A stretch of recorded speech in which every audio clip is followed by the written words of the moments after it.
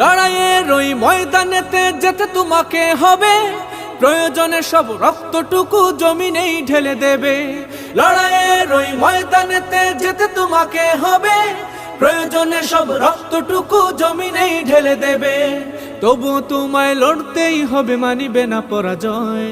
তবুও তোমায় লড়তেই হবে, মানিবে না পরাজয়।